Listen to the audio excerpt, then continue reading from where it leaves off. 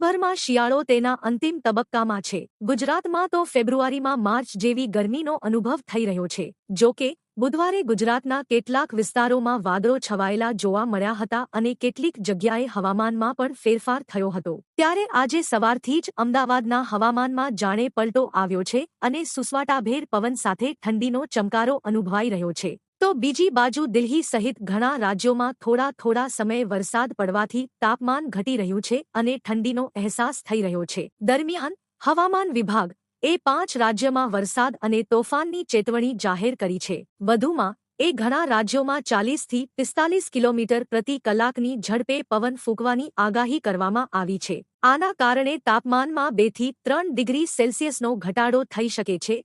હવામાન વિભાગે આપેલી માહિતી પ્રમાણે ઉત્તરાખંડથી આંદામાન સુધી વાદળો સક્રિય છે।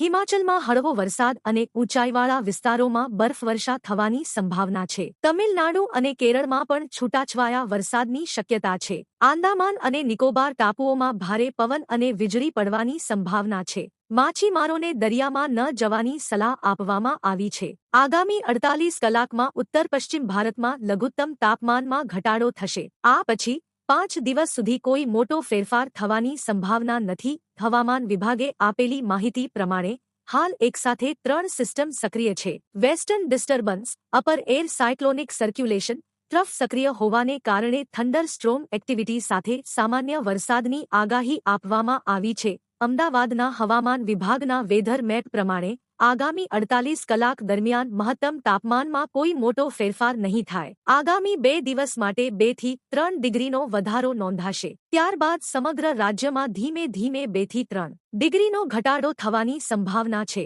ન્યૂનતમ તાપમાન માટે આગાહી કરવામાં આવી છે કે આગામી 3 દિવસ દરમિયાન લઘુત્તમ તાપમાનમાં ધીમે ધીમે 2 થી 3 ડિગ્રીનો વધારો નોંધાશે। ત્યારબાદ સમગ્ર પ્રદેશમાં કોઈ મોટો ફેરફાર થવાની શક્યતા નથી।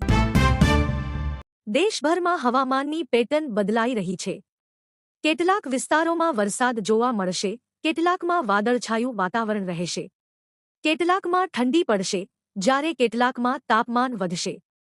હવામાન વિભાગના જણાવ્યા અનુસાર ઉત્તરાખંડ, હિમાચલ પ્રદેશ, તમિલનાડુ, કેરળ અને આંદામાન અને નિકોબાર ટાપુઓ માટે વરસાદ અને ભારે પવનની ચેતવણી જાહેર કરવામાં આવી છે। 30 થી 45 કિલોમીટર પ્રતિ કલાકની ઝડપે પવન ફૂંકાઈ શકે છે, જ્યારે પૂર્વ ભારતમાં તાપમાન હાલમાં મોટાભાગે યથાવત રહેશે। જો કે પશ્ચિમી વિક્ષોભની અસરને કારણે ઉત્તર ભારતના કેટલાક ભાગોમાં વાદળો અને હળવો વરસાદ પડી શકે છે। મધ્યપ્રદેશના 20 થી વધુ જિલ્લાઓમાં પણ હળવો વરસાદ થવાની સંભાવના છે। આગામી કેટલાક દિવસોમાં મહારાષ્ટ્ર અને ગુજરાતમાં લઘુત્તમ તાપમાન 2 થી 3 ડિગ્રી વધી શકે છે। હવામાન નિષ્ણાત અંબાલાલ પટેલે જણાવ્યું કે 18 ફેબ્રુઆરીએ બંગાળના ઉપસાગરમાં એક લો પ્રેશર બનવાની શક્યતા રહેશે, જેમાંથી વેલ માર્ક લો પ્રેશરમાં પરિવર્તિત બનવાની શક્યતા રહે। તેનો ભેજ અરબી સમુદ્રમાં આવે તો હલચલ જોવા મળે। સૌરાષ્ટ્ર, દક્ષિણ ગુજરાત દરિયાકાંઠાના ભાગોમાં કંઈક અંશે અસર થઈ શકે। અંબાલાલે 25 થી 28 ફેબ્રુઆરીમાં દક્ષિણ ગુજરાતના ભાગો આહવા, વલસાડ, નવસારી અને સુરતના ભાગોમાં અસર થવાની શક્યતા।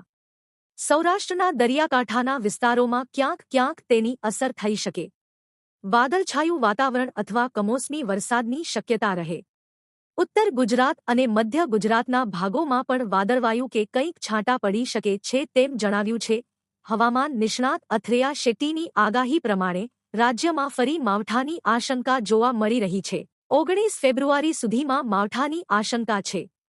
હવામાન નિષ્ણાત અથરેયા શેટ્ટીના અનુમાન પ્રમાણે ઉત્તર ગુજરાતમાં માવઠાની સંભાવના છે, જ્યારે કચ્છ અને સૌરાષ્ટ્રમાં ધુમ્મસની આગાહી છે।